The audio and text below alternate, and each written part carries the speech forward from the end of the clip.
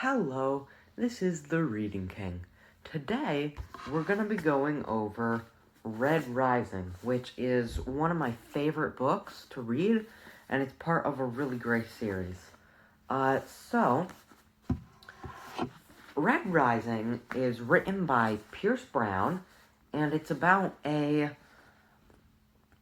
dystopian novel about a space empire that has a social hierarchy based on racist values. So first, the basic knowledge that you're going to need to know, background knowledge, is that the golds are the highest rank and the reds are the lowest rank. Now, there are two types of reds, high reds and low reds. High reds know that they are slaves and work on the surface, and low reds think they're colonies, they're mining colonies, and they're down in the mines working for the golds.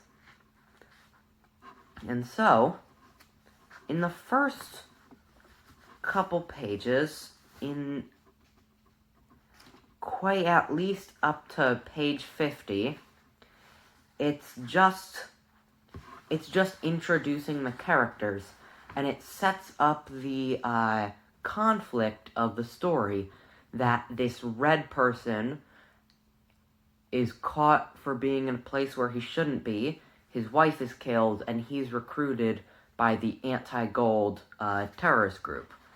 And the golds call it a terrorist group when it's really more of a revolutionary group.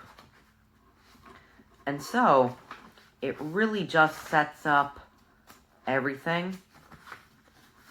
And the revolutionary group asks him to infiltrate the gold society, the golden ranks, and they're going to change his colors and stuff to make sure he fits in.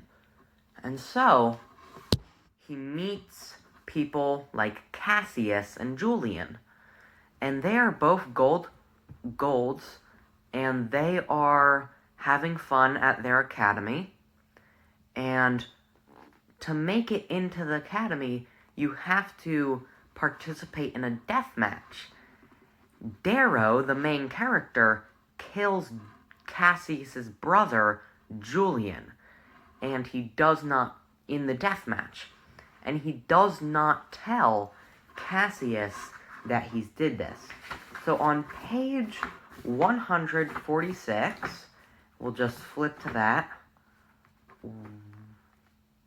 On page 146, that is our first uncomfortable moment where we know something that not all of the characters know. I believe that is called dramatic irony.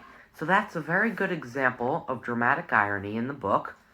And it says right here, "Spotted Julian yet, man?" he finally asks. He speaks in mid-lingo now that Priam is nowhere to be seen. Not a sight. Meh, the kid is probably trying to be gentle with his fight. Father taught us the silent art, cravat. Julian is a prodigy at it. He thinks I'm better. Cassius frowns. Thinks I'm better at everything, which is understandable. Just got to get him going. Speaking of it, who'd you slag? My inside's not. I make up a lie, and it is a good one. Vague and boring. He only wants to talk about himself now, anyway. So, that will eventually start a rivalry / blood feud between Darrow and Cassius when Cassius finds out who really killed Julian.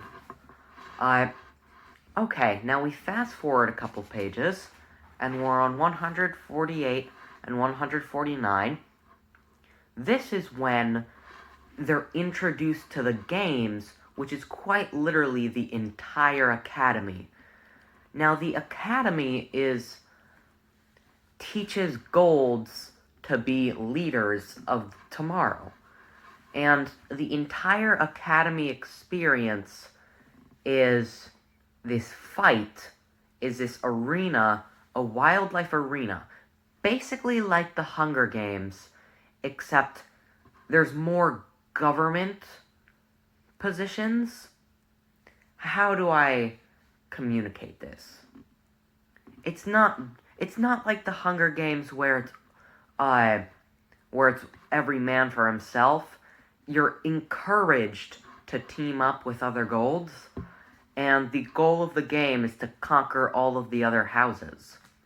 And so basically, they're being introduced to the rules of the games, and this is quite literally where the story starts picking up.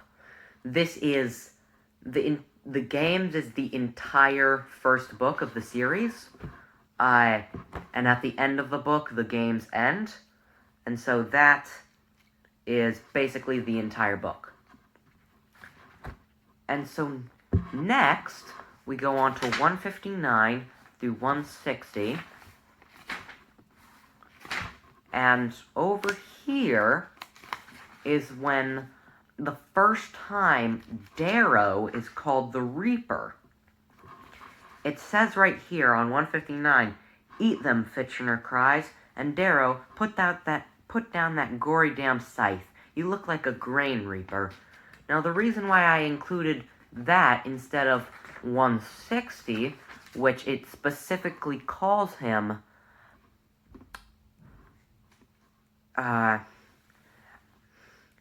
until then, I would advise you and the Reaper run, is because I couldn't decide if they were specifically calling him the Reaper as a grain reaper on 159, or if it only counts when they give him the only title instead of grain added on, which happens on 160. And now the reason this is important is because of his scythe, he ends up becoming sort of a legend in the games. He is known for his cruelness and his coldness, and the Reaper is sort of a monumental figure.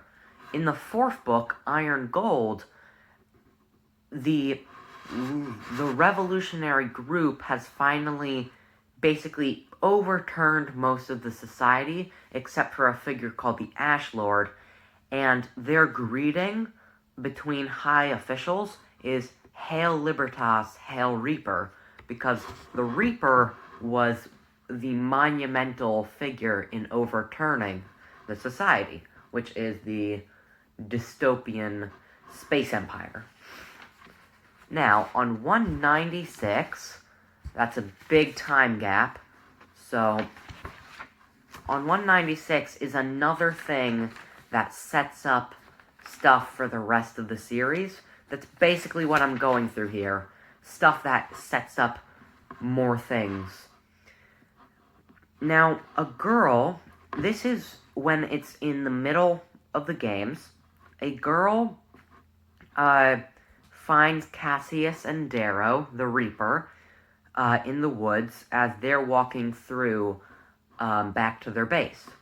And she's riding a Mustang horse, and that earns her the nickname Mustang for the rest of the games. And people who played with her in the games really call her just Mustang. And this is important is because she ends up being the society's wife, not the society. She ends up being the Sons of Ares, that's the revolutionary group.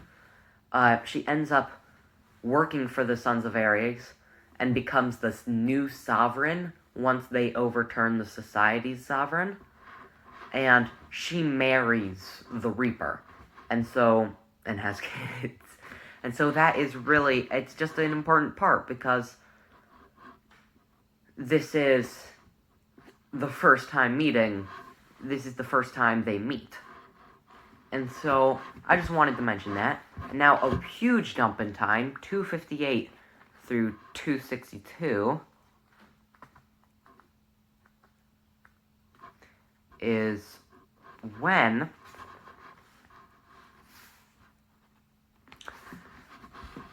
is the entire encounter between Cassius and Darrow when Cassius finds out that Darrow killed Julian. Now, this is important because, one, it kicks Darrow out of the Mars group because each group is divided into planets. It kicks him out of the Mars group as Cassius takes control. It also sets up the blood feud between Cassius and Darrow. And two other things. It causes him to win the games because he eventually